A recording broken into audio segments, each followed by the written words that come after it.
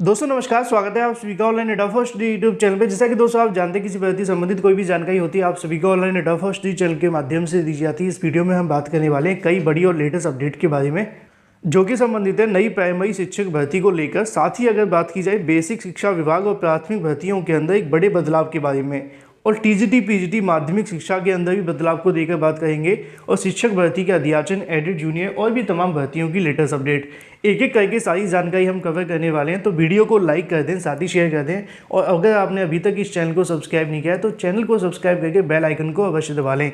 चलिए दोस्तों वीडियो शुरू करते हैं। शुरुआत करते हैं सबसे पहली अपडेट के बारे में। दोस्तों अपडेट बताने से पहले एक जानकारी मैं आप सभी को दूंगा, ये काफ़ी ज़्यादा महत्वपूर्ण होगी। एक छोटी सी स्टोरी मैं आपको बताता हूँ। मुझे नहीं पता कि आपको अच्छी लगेगी, सच्ची लगेगी या फिर नहीं लगेगी। अगर जो भी लगे कमेंट में बताना अवश्य। जब छोटे हुआ करते थे तो इस प्रकार की बड़ी बड़ी कहानियाँ देखने के लिए मिला करती थी। उसी में से एक छोटी सी कहानी हमारे बड़े बुजुर्गों ने सुनाया करते थे, उनके माध्यम से बताई जाती थी। वो झूठी थी, सच्ची थी, इनमें हम कभी गए नहीं। उसकी वजह ये थी कि बस कहानी का सेंस क्या था, क्योंकि वो हमें सच्चाई से अवगत करवाती थी। असल में एक छोटी सी कहानी ये है, जानकारी ये देखने के लिए मिली कि भाई विदेशों के अंदर एक झूठ पकड़ने की मशीन बनाई गई, ठीक है। उसको अमेरिका लाया गया, वहाँ पे 10 चोरों को पकड़ा गया। फिर उसके बाद में कुछ और जगहों पर लेकर गए, वहाँ पे भी इस प्रकार के चोर पकड़े गए। बहुत सारी जगहों पे ऐसा देखने के लिए मिला। अंत में हमारा देश भारत आया, और उस मशीन को जब भारत लाया गया तो भारत के अंदर भी चोर पकड़ने की मशीन को रखा गया। अगले दिन जब चोर पकड़ने की तैयारी की जा रही थी तो पता चला कि वो मशीन ही गायब हो गई। इस कहानी का मतलब क्या है वो तो मैं आपको बता दूंगा, लेकिन ये झूठी है कि सच्ची है इसका कुछ कह नहीं सकते, है ना। तो यहाँ पे आप सभी के सामने उसका मतलब देखने के लिए मिल जाता है कि उत्तर प्रदेश या फिर भारत के अंदर कोई भी चीज़ जब आती है तो उस चीज़ को ही गायब कर दिया जाता है। उसके फायदे नुकसान क्या होंगे हमें नहीं पता। यहाँ पे सरकार ने दावा किया था कि शिक्षण संस्थानों के अंदर हम फ्री टैबलेट देंगे और मोबाइल देंगे। फ्री टैबलेट मोबाइल इसलिए देंगे कि छात्र पढ़ सकें, ऑनलाइन कक्षाओं को यहाँ से ज्वाइन कर सकें। हालांकि मैं फ्री टैबलेट और जो मोबाइल देने के लिए बिल्कुल ही पक्ष में नहीं था। मैंने हमेशा भी कहा है कि यहाँ पे छात्रों को रोजगार मिले, नौकरी मिले, मोबाइल टैबलेट वो अपने आप से ले लेंगे। लेकिन अगर जो मिलने वाला था वो भी यहाँ पे नहीं मिला है, और शिक्षण संस्थानों के माध्यम से 350 से ज़्यादा छात्रों के टैबलेट और मोबाइल को खुद ही हजम कर लिया गया है। तो इससे कहीं ना कहीं उस कहानी की जानकारी हमें मिलती है कि भाई हमारे जब भी भारत के अंदर कोई योजना लाई जाती है वो यहाँ पर लोगों तक पहुँचने से पहले उस योजना को ही गायब कर दिया जाता है। तो फ़ायदा तो मिलेगा क्या, नुकसान पहले हो जाता है। कुछ ऐसा ही हमारे देश के अंदर फिर से देखने के लिए मिल रहा है। छोटी छोटी योजनाओं को भी अधिकारी या फिर जो भी जिनके अंडर में आती हैं वो उनको आने से पहले ही ख़त्म कर देते हैं। बात कर लेते हैं अपनी अगली अपडेट के बारे में, जो कि संबंधित है नई प्राइमरी शिक्षक भर्ती सुपर टीईटी को लेकर। सुपर टीईटी विज्ञापन के बारे में बहुत सारी अपडेट आप सभी को मिल रही हैं। कभी मीडिया रिसोर्सेज के माध्यम से जानकारी दी जा रही है कि नई भर्ती का विज्ञापन आने वाला है, कभी ये बताया जा रहा है कितने पदों पर होगा, और भी बहुत सारी जानकारी। अगर बात की जाए सीएम योगी के माध्यम से भी ट्विटर पर ट्वीट करके इसके बारे में जानकारी दी जा रही है कि आगामी समय के अंदर एक बड़े स्तर पर शिक्षकों की वो भर्ती करने वाले हैं। लेकिन इसी बीच अगर बात की जाए नई प्राइमरी शिक्षक भर्ती विज्ञापन के साथ साथ एक और जानकारी आप सभी के सामने आ रही है, और वो जानकारी है बेसिक शिक्षा विभाग और प्राथमिक भर्ती के अंदर अब तक के सबसे बड़े बदलाव के बारे में। ये अब तक का सबसे बड़ा बदलाव क्यों है उसकी वजह भी आप जानते हैं, क्योंकि अभी तक आपने बहुत सारे बदलाव तो देखे होंगे, लेकिन ये बदलाव आपको पहली बार देखने के लिए मिलेगा जब ये परीक्षाएं पीएनपी से ना होकर किसी दूसरे आयोग के माध्यम से करवाई जाएंगी। जब दूसरे आयोग की बात की जाती है तो यहाँ पर सबसे पहला नाम देखने के लिए मिलता है नया शिक्षा सेवा आयोग। लेकिन सवाल भी ये है कि नए शिक्षा सेवा आयोग का गठन कब तक होगा, और ये जो बदलाव लागू होगा वो बेसिक की प्राथमिक शिक्षक भर्ती के साथ साथ टीजीटी पीजीटी भर्ती में भी आपको देखने के लिए मिलेगा। और इसको लेकर कल की तारीख में एक आदेश भी यहाँ से जारी किया गया है। उसी आदेश के अंदर यहाँ पे बदलाव को लेकर जानकारी भी दी गई है।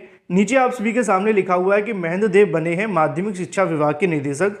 शासन ने बुधवार को माध्यमिक शिक्षा विभाग के अपर निदेशक महेंद्र देव को विभाग के निदेशक नियुक्त किया है। विभाग में निदेशक का पदभार संभाल रही सरिता तिवारी के अपर निदेशक पत्राचार प्रयागराज के पद पर स्थानांतरित कर दिया है। इसके साथ ही महेंद्र देव विभाग सबसे वरिष्ठ अधिकारी हैं। आगामी दिनों में विभाग में बड़े स्तर पर कुछ अन्य बड़े बदलाव किए जाएंगे, जैसा कि यहाँ पे नीचे लिखा हुआ है कि आगामी समय के अंदर विभाग के अंदर कुछ बड़े बदलाव आप सभी को देखने के लिए मिलेंगे, और ये जो बदलाव होंगे वो शिक्षा विभाग के अंदर होंगे। अब चाहे वो शिक्षा विभाग माध्यमिक का हो जहाँ से टीजीटी पीजीटी भर्ती होती है, चाहे अब वो शिक्षा विभाग अगर बात की जाए बेसिक का हो जहाँ से प्राथमिक की शिक्षक भर्ती देखने के लिए मिलती है। और इसके बारे में लगातार कई अधिकारियों के माध्यम से ही बताया जा रहा है। थोड़े दिन पहले ही महानिदेशक स्कूली शिक्षा को बेसिक के साथ साथ आप सभी को बताया कि यहाँ पे जो माध्यमिक का कार्यभार है वो भी ग्रहण कर दिया है। मतलब जो महानिदेशक के अंडर में अब वो बेसिक भी आ चुका है, माध्यमिक भी आ चुका है, दोनों एक हो चुके हैं। यहाँ पे भी आप सभी को जानकारी देखने के लिए मिल जाएगी। कैबिनेट के माध्यम से हाल ही में इसको मंजूरी दी गई है, जिसमें आपको बताया गया था कि बेसिक और माध्यमिक शिक्षा विभाग के लिए अब एक ही महानिदेशक स्कूली शिक्षा देखने के लिए मिलेंगे। इसका प्रस्ताव यहाँ पे कैबिनेट के अंदर भी रखा गया था और उसको भी यहाँ से मंजूरी दे दी गई है। मतलब कि बेसिक और माध्यमिक दोनों को यहाँ से मर्ज कर दिया जाएगा, जोड़ दिया जाएगा और इसकी प्रक्रिया अब शुरू हो चुकी है। नीचे इसके बारे में जानकारी भी लिखी हुई है कि आगामी दिनों के अंदर शिक्षा विभाग में बड़े स्तर पर कुछ नए बदलाव देखने के लिए मिलेंगे। अब इसको लेकर क्या क्या बदलाव किए जाएंगे वो काफ़ी ज़्यादा महत्वपूर्ण है, तो इसके बारे में आपको मैंने पहले भी जानकारी दी है। सबसे बड़ा जो बदलाव देखने के लिए मिल सकता है वो होगा नए शिक्षा सेवा चयन आयोग का, क्योंकि सरकार के माध्यम से इसको लेकर कई बार विचार किया गया है, लेकिन इसमें बनने में कितना समय लगेगा अभी भी इसको लेकर यहाँ से कहीं न कहीं संशय है। और पीएनबी के माध्यम से होने वाली भर्तियों को भी यहाँ से अब बंद किया जा रहा है। अब पीएनबी अगर भर्ती करेगी नहीं, शिक्षा विभाग में बदलाव होने वाले हैं, तो इन शॉर्ट अगर कहा जाए तो टीजीटी, पीजीटी और नई प्राइमरी शिक्षक भर्ती जो आपको देखने के लिए मिलेंगी वो नए शिक्षा सेवा चयन आयोग से ही देखने के लिए मिल सकती हैं। लेकिन सवाल वहीं खड़ा हो जाता है कि आखिर शिक्षा सेवा चयन आयोग के लिए सरकार कब तक यहाँ से इसको रेडी कर सकती है। अब देखना ये होगा कि शासन के माध्यम से कब तक इसको लेकर आदेश जारी किए जाते हैं। आगामी समय के अंदर अब तक के बहुत बड़े बदलाव आपको बेसिक और माध्यमिक के अंदर देखने के लिए मिलने वाले हैं, जहाँ से आपको नई टीजीटी और प्राइमरी शिक्षक भर्ती देखने के लिए मिलेंगी। बात कर लेते हैं अपनी अगली अपडेट के बारे में, जो कि संबंधित है शिक्षक भर्ती के रिक्त पदों के अध्याचन के बारे में, साथ ही एडेड जूनियर शिक्षक भर्ती के शासन आदेश को लेकर।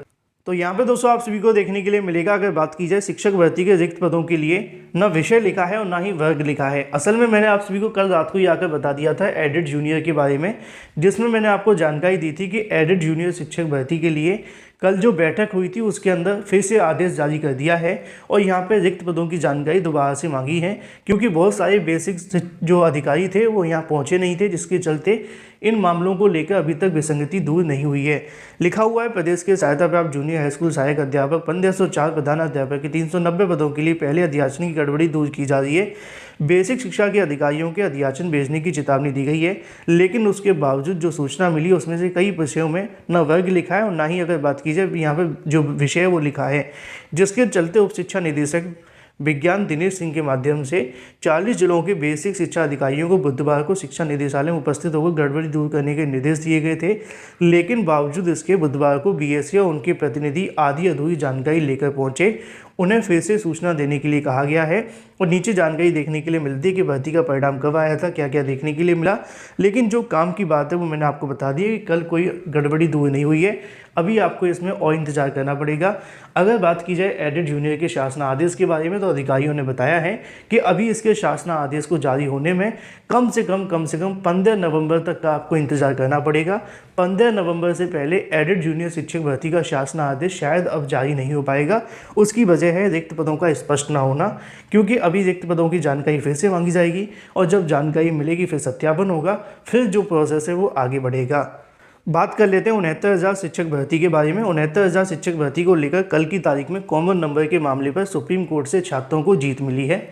बहुत सारे छात्रों ने मुझसे पूछा था कल कमेंट करके कि सर कौन कौन से ऐसे अभ्यर्थी हैं जिनको यहाँ से कॉमन नंबर मिलेगा। तो कॉमन नंबर का जो मामला है, साथ ही छात्रों ने यह भी पूछा था कि कौन सा ऐसा क्वेश्चन है जिसको लेकर कॉमन नंबर मिलेगा। तो यहाँ पे आप सभी के सामने लिखा हुआ है शिक्षक भर्ती के अंदर बुकलेट संख्या ए प्रश्न संख्या 60। तो ये परिभाषा वाला क्वेश्चन मुझे देखने के लिए मिलता है, यहाँ पे आप सभी को देखने के लिए मिल जाता है। अगर आप भी इसके बारे में जानना चाहते हैं तो अपने एक बार पेपर को निकाल कर पढ़ लें। अब सवाल ये है कि कॉमन नंबर किस किस को मिलेगा।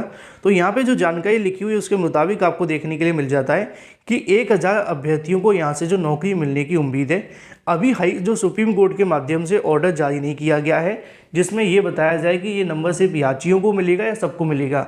लेकिन अगर यहाँ पे 1000 की बात की जा रही है तो 1000 तो याची देखने के लिए मिलेंगे और शायद ये नंबर आपको जो होगा वो सभी याचियों को देखने के लिए मिलेगा। साथ ही ये भी लिखा हुआ है कि 1000 अभ्यर्थियों को यहाँ से जो नौकरी मिलने की उम्मीद है। अब ये नौकरी कैसे मिलेगी यही सबसे बड़ा सवाल है। सरकार क्या करने वाली है काफ़ी ज़्यादा महत्वपूर्ण होगा, क्योंकि अभ्यर्थी तो परेशान है काफ़ी लंबे समय से। अब कॉमन नंबर भी मिल गया है, सुप्रीम कोर्ट से आदेश भी जारी हो गया है। अब देखना ये होगा कि सरकार कब तक इस प्रोसेस को आगे बढ़ाती है। बाकी सुप्रीम कोर्ट का आदेश जैसे ही जारी होगा सारे सवालों के जवाब आपको मिल जाएंगे। वीडियो को लाइक कर दें, शेयर कर दें।